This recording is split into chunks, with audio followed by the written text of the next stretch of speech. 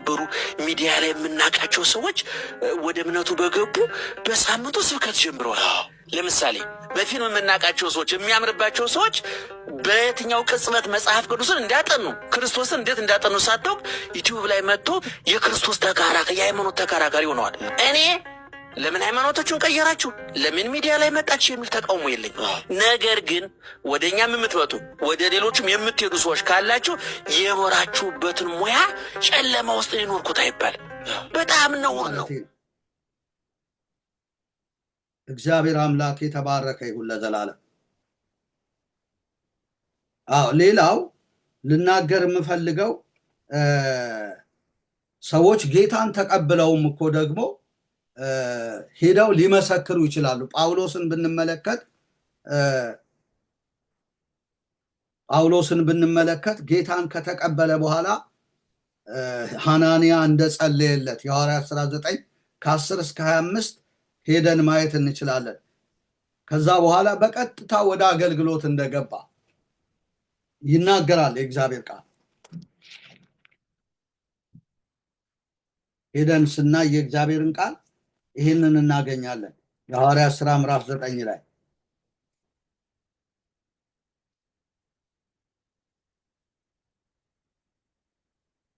በደማስቆ የሐዋርያት ሥራ 9:19 ላይ በደማስቆ ካሉት ደቀ መዛሙርት ጋር ጥቂት ቀን ኖረ።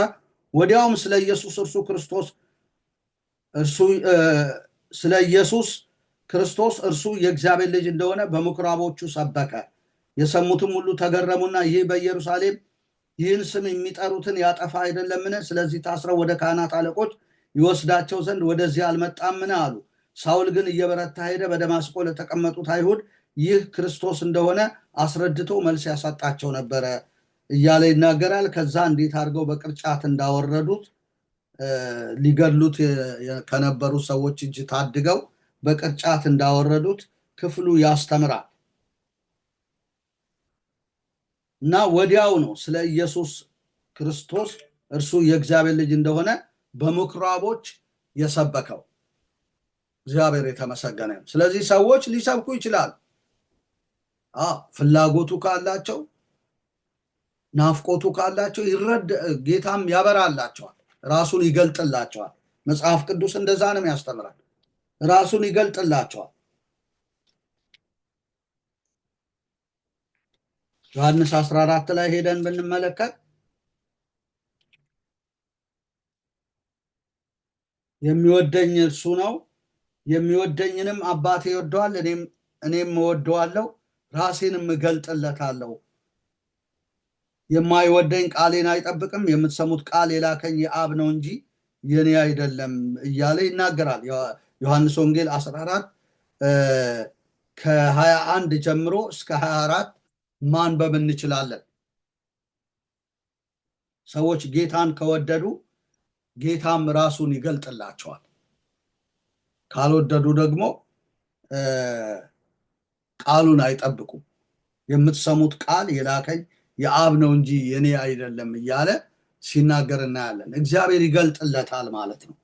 እና ጳውሎስ እግዚአብሔር ገልጦለት ነው። እንደውም ከስጋና ከደም ጋር አልተማከርኩም ገላትያ 1:15-24 ወደ ሐዋርያትም ጉባኤ አልሄድኩም፣ ነገር ግን ልጁን በእኔ ሁኔታ ሊገልጥ በወደደ ጊዜ ከስጋና ከደም ጋር አልተማከርኩም እያለ ይናገራል።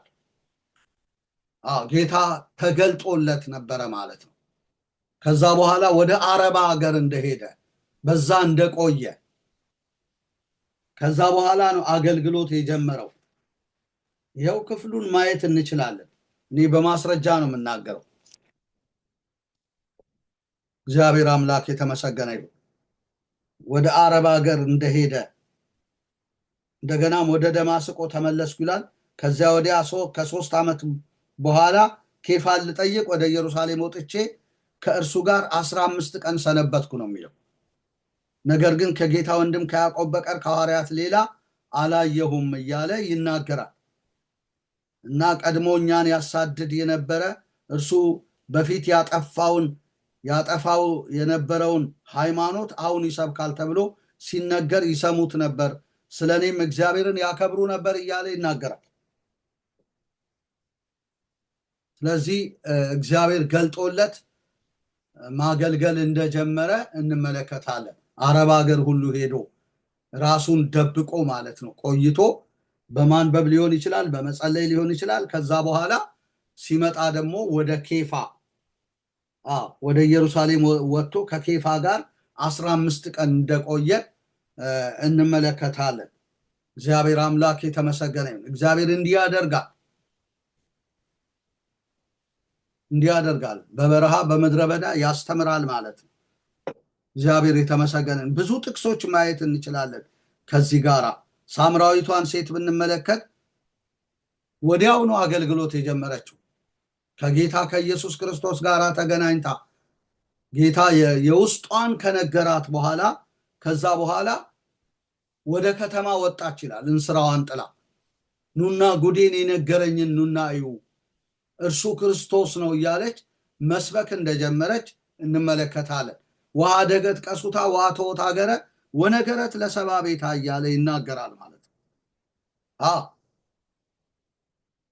ስለዚህ ሰዎች ሊጀምሩ ይችላሉ፣ ልንንቃቸው አይገባም። ያንን ዕውቀታቸውን እንዲያዳብሩ ሞር በማንበብ በጌታ ፊት በመሆን እንዲታጠቁ እንመክራለን እንጂ እርሶ እንዳሉት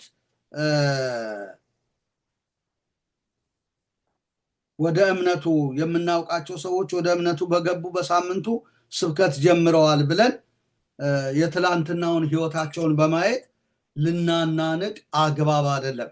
አሁን ሸዋፈራውን የትላንትና ፊልም ሰሪ መሆኑን አይተው ነው እርሶ እንደ ማናናቅም ይመስለኛል እና እንዲህ ያደርጋሉ ብለው በቃ ይሄን የተናገሩት እና ሊያደርግ ይችላል። እግዚአብሔርም አዘጋጅቶት እኮ ሁሉ ሊሆን ይችላል። ነገር ግን ያን ሰው እንዳይሳሳት እና መጨረሻ ላይ ደረስኩ እንዳይል ሊማር እንደሚያስፈልግ ማበረታታት፣ እንዲጸልይ፣ በጸጋ እንዲጎለምስ መምከር፣ መርዳት የአገልጋዮች ድርሻ ነው እና ባይዘዌይ አዲስ ወደ ጌታ የመጣ ብቻ ሳይሆን እኛም ሁላችንም እኮ እርሶም እኔም መማር አለብን።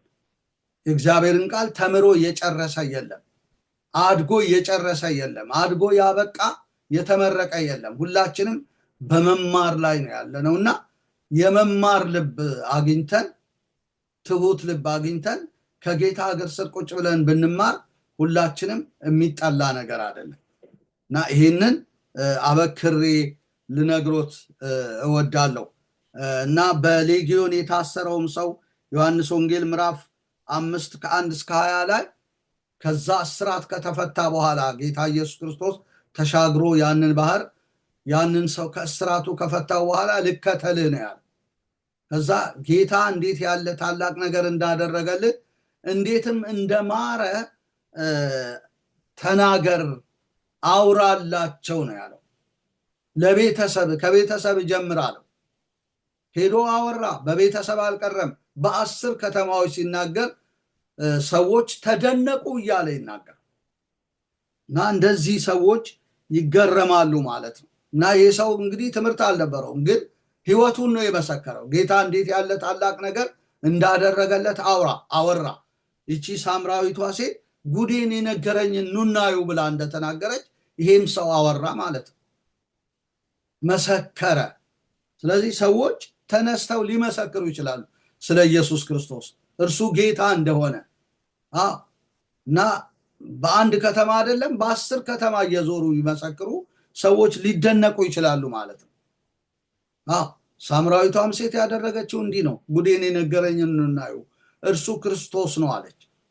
የዓለም መድኃኒት የሚመጣው ክርስቶስ ነው ብላ መሰከረች። አሁን የምናምነው ስለ ቃልሽ አይደለም እኛ ራሳችን ሰምተነዋል ይሉ እንደነበረ ክፍሉ ያሳያል። እግዚአብሔር የተመሰገነ ይሁን ለዘላለም።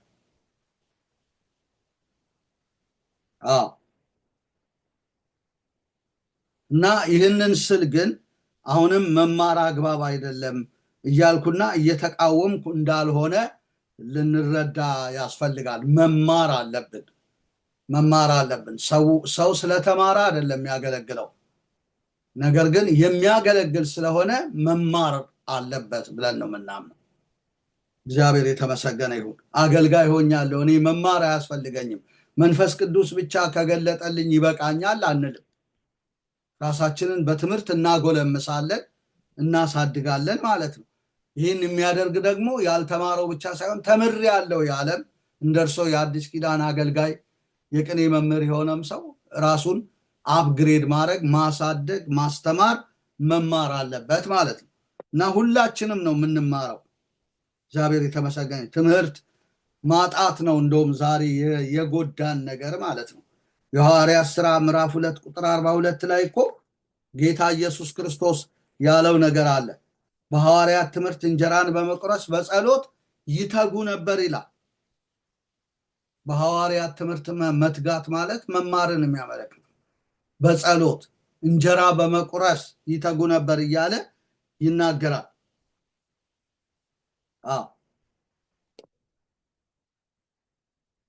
እግዚአብሔር የተመሰገነ ይሁን። ስለዚህ ሰዎች በሐዋርያት ትምህርት እንዲተጉ እንዲያሳድጉ ራሳቸውን እናበረታታለን። በአንድ ጊዜ መድረካችንን አሳልፈን አንሰጥም። በአንድ ጊዜ በቃ አንተ እንደዚህ ነህ፣ ትላንትና የመጣውን አንተ እንዲህ ነህ አንልም። ሰውየው ከፍላጎቱ የተነሳ ትላንት መጥቶ ዛሬ ስለ ሕይወቱ ሊመሰክር ይችላል። ጌታ ይህን አደረገልኝ ብሎ ሊናገር ይችላል። ያን ተናገረ ማለት በቃ ተመርቆ የጨረሰ ነው ማለት አይደለም። በዛ ነገሩ ላይ ደግሞ ይጨምራል ማለት ይማራል፣ እየተማረ ይመሰክራል ማለት ነው። ስለዚህ የሐዋርያት ትምህርት አለ። እንደውም የሚማሩት ወደ ጌታ ማዳን የመጡ ሰዎች የሚማሩት የሐዋርያትን ትምህርት ነው። እናንተ ግን በሐዋርያት ትምህርት ውስጥ አይደለም ያላችሁ። ብዙ ተረታ ተረት፣ የተለያዩ የስተት ትምህርቶች አሉ በኦርቶዶክስ ውስጥ። በነቢያት በሐዋርያት መሰረት ላይ ተመስርተናል ብትሉም አልተመሰረታችሁ። በጣም የሚያሳዝነው ይሄ ነው ደግሞ። ስለዚህ መማር በጣም አስፈላጊ ነው። እስቲ ስለ መማር ጥቂት ጥቅሶችን ላንብብ። ሁለተኛ ነገሥት 17:28 ላይ በወስዶት ሁለተኛ ነገሥት 17:28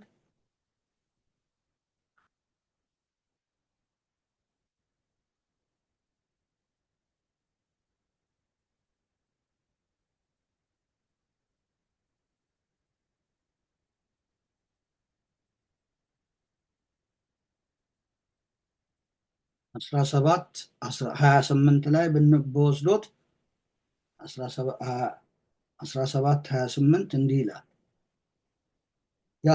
ያስተምራቸው የአሦርም ንጉሥ ከዚያ ካመጣቸው ካህናት አንዱን ውሰዱ፣ ሄዶም በዚያ ይቀመጥ፣ የሀገሩንም አምላክ ወግ ያስተምራቸው ብሎ አዘዘ እያለ ይናገራል።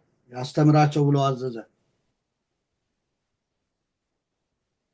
ከሰማርያም ካፈለሷቸው ካህናት አንዱ መጥቶ በቤቴል ተቀመጠ፣ እግዚአብሔርንም እንዴት እንዲፈሩት አስተማራቸው፣ ያስተምራቸው ነበረ ይላል። እግዚአብሔርንም እንዴት እንደሚፈሩት ምን ያደርጋቸው ነበር? ያስተምራቸው ነበር። ካፈለሷቸው የመጡት ሰዎችን ነው። ሰማርያውያን ካፈለሷቸው የመጡት ካህናት አንዳንዱን መጥቶ በቤቴል ተቀመጠ፣ እግዚአብሔርንም እንዴት እንዲፈሩ ያስተምራቸው ነበር ብሎ ይናገራል። ስለዚህ ማስተማር አለ ማለት ነው። በዳነች ቤተክርስቲያንም ደግሞ እንግዲህ ማስተማር አለ። እግዚአብሔር የተባረከ ይሁን እንጂ ዝም ብሎ ማንም ተነስቶ የሚናገርበት ቤት አይደለም። አይሳሳቱ። እሺ፣ አንደኛ ዜና 15:23ን በወስዶት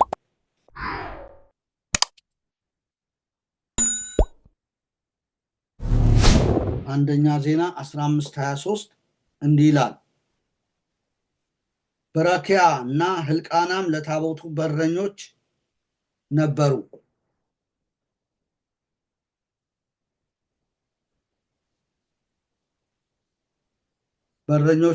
ካህናቱም ሰባንያ፣ ናትናኤል፣ አማስያ፣ ዘካርያስ፣ ባንያ፣ አልዓዛር በእግዚአብሔር ታቦት ፊት መለከት ይነፉ ነበር።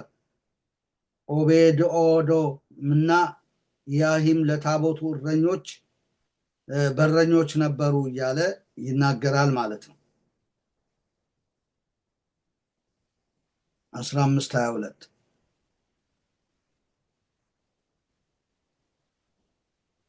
ብልሃተኛ ነበረና ዜማ ያስተምራቸው ነበር ይላል። ዜማ እንማራለን። ዝም ብሎ ከሜዳ ዝም ብሎ ከሰማይ ዝም ብሎ ዱብዳ የሆነ ነገር የለም ማለት ነው። ማንኛውንም ነገር በጸጋ ብናገለግልም እንኳን እንማራለን። እግዚአብሔር የተመሰገነ ይሁን። ማቴዎስ 7:29ም ወደ አዲስ ኪዳን ወስዶት ደግሞ እንዲህ የሚል ቃል እናገኛለን። ማቴዎስ 7:29 7:29 ምን ይላል? እንደ ጻፎቻቸው ሳይሆን እንደ ባለስልጣን ያስተምራቸው ነበር ይላል። ስለዚህ ማስተማር ካለ መማርም አለ ማለት ነው። ኢየሱስ እንደ ጻፎቻቸው ሳይሆን እንደ ባለስልጣን ምን ያደርጋቸው ነበር? ያስተምራቸው ነበር። ማቴዎስ 7:29 ላይ ያለ ሐሳብ ነው። ማቴዎስ 13:54ም ደግሞ በወስዶት 13:54 ኢየሱስም እነዚህን ምሳሌዎች ከጨረሰ በኋላ እስከዚያ ሄደ። ወደ ገዛ ሀገሩ መጥቶ እስኪገረሙ ድረስ በምኩራባቸው ያስተምራቸው ነበረ ይላል። በምኩራባቸው ምን ያደርግ ነበር?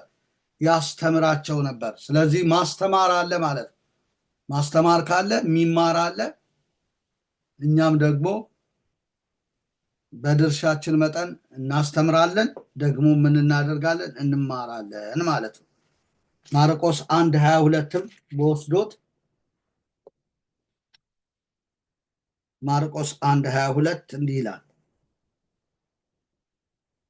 እንደ ባለስልጣን ያስተምራቸው ነበር እንጂ እንደ ጻፎች አይደለምና በትምህርቱም ተገረሙ ይላል። እንደ ባለስልጣን ያስተምራቸው ነበር፣ እንደ ጻፎች ሳይሆን እንደ ባለስልጣን ያስተምራቸው ስለነበረ ተገረሙ ብሎ የእግዚአብሔር ቃል ይናገራል። እግዚአብሔር የተመሰገነ ይሁን። ማርቆስ 4:2 ላይ ደግሞ ምን እናገኛለን? 4:2 ላይ በምሳሌም ብዙ ያስተምራቸው ነበር፣ በትምህርቱም አላቸው ስሙ፣ እነሆ ዛሬ ዘሪ ሊዘራ ወጣ እያለ ይናገራል። በምሳሌ ምን ያደርጋቸው ነበር? ያስተምራቸው ነበር።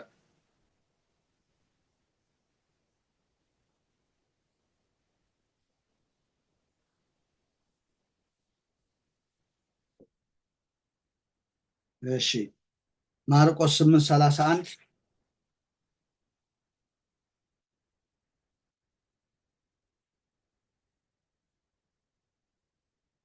ማርቆስ 8:31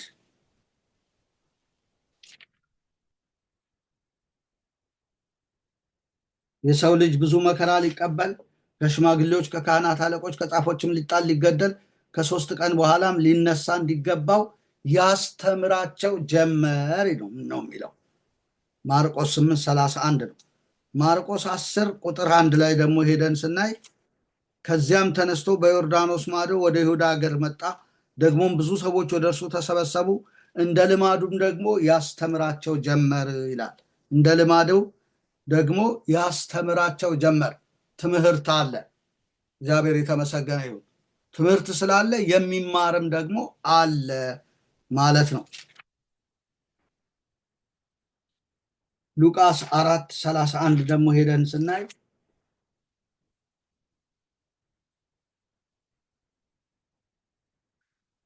ሉቃስ 4:31 ወደ ገሊላም ከተማ ወደ ቅፍርናሆም ወረደ፣ በሰንበትም ያስተምራቸው ነበር፣ ቃሉ በስልጣን ነበርና በትምህርቱ ተገረሙ ይላል። በሰንበትም ምን ያደርጋቸው ነበር? ያስተምራቸው ጀመር ብሎ ነው የሚናገረው። ሉቃስ 4:31 ዮሐንስ ወንጌል 8:2 ላይ ደግሞ እንዲህ ይላል፣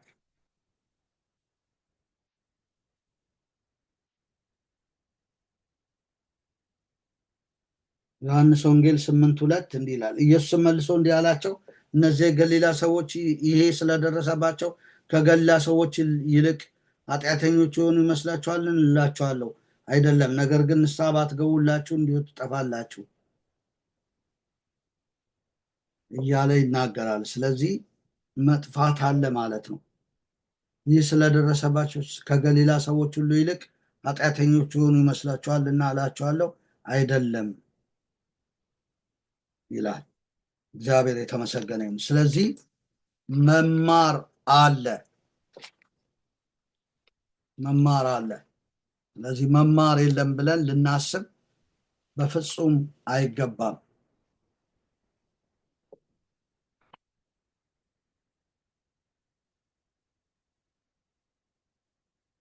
እግዚአብሔር የተመሰገነ ይሁን።